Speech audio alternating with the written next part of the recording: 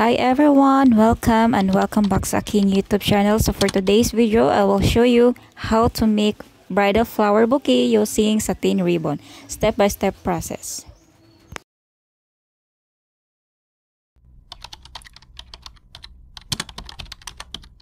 So let's start. This is our materials: ribbons and half sa styro bowl and glue gun with stick glue.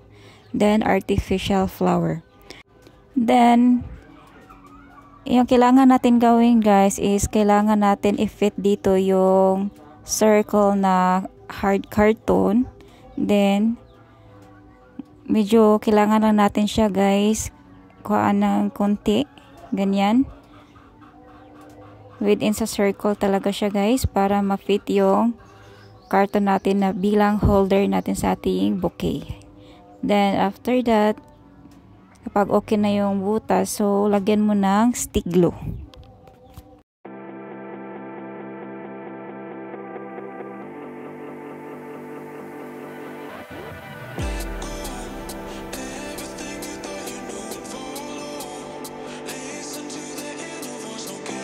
So next is idikit natin lahat dito yung artificial flower natin. So, punuin natin to siya guys ng artificial flower. So, meron na akong all white dito guys. But ngayon, gumawa ako ulit yung different color na naman, red and white. So, later, I will show you yung first na kong nagawang bridal bouquet.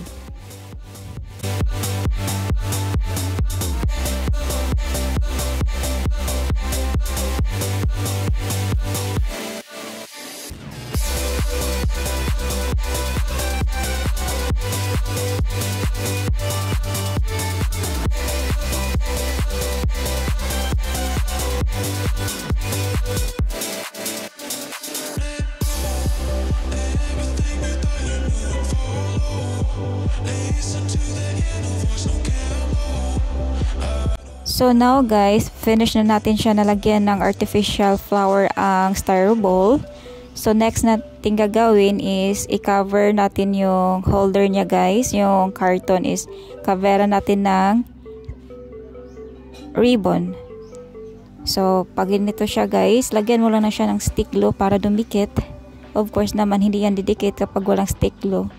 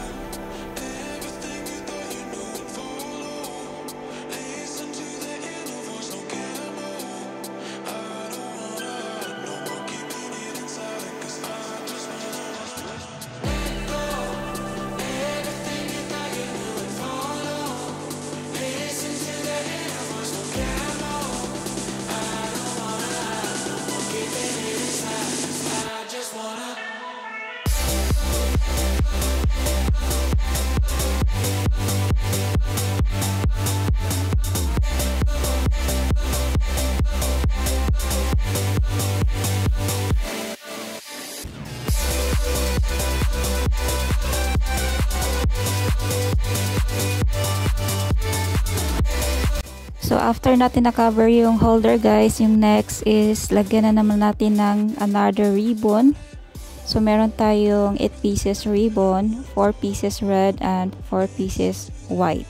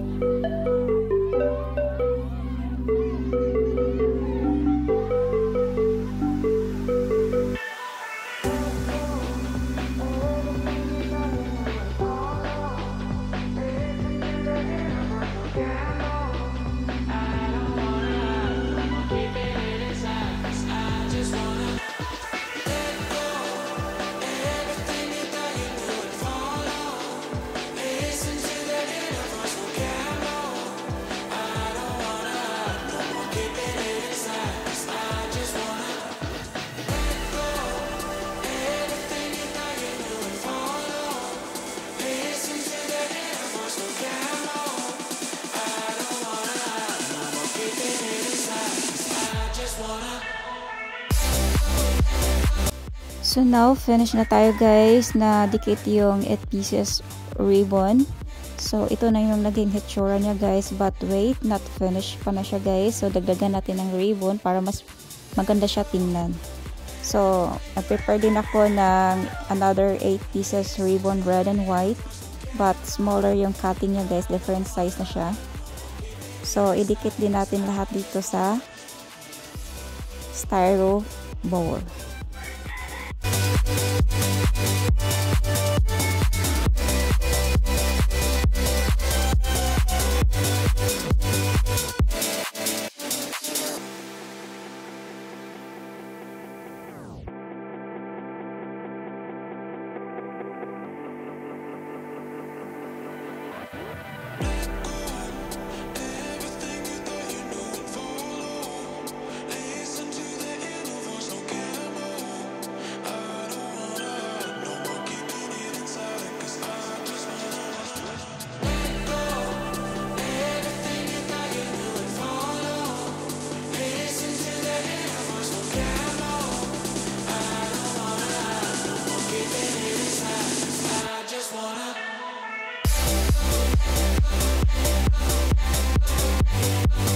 So, yung next guys is lagyan natin ng laso yung holder niya para mas lalo siyang gumanda.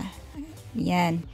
So, meron tayong idagdag dyan guys, yung beads para mas makintab siya tingnan.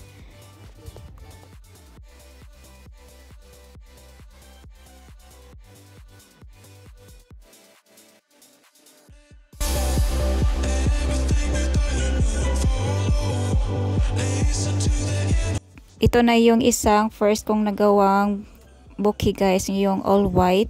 Then now, mag-add tayo ng beads dito sa flower para mas maganda siya tingnan, para mas makintab siya tingnan guys. So, meron tayo mga beads na meron na siyang parang pins. Ayan.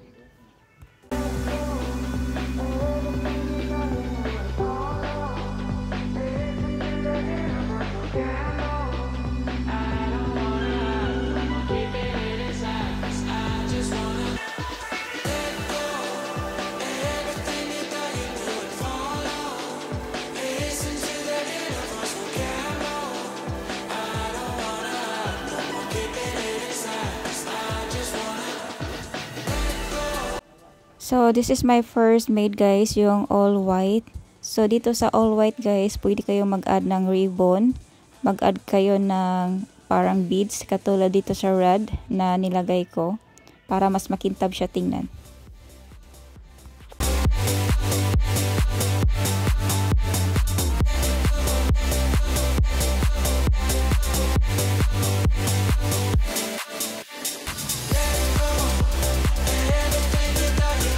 So, ito na po yung nagawa kong bouquet guys, at this is their final look.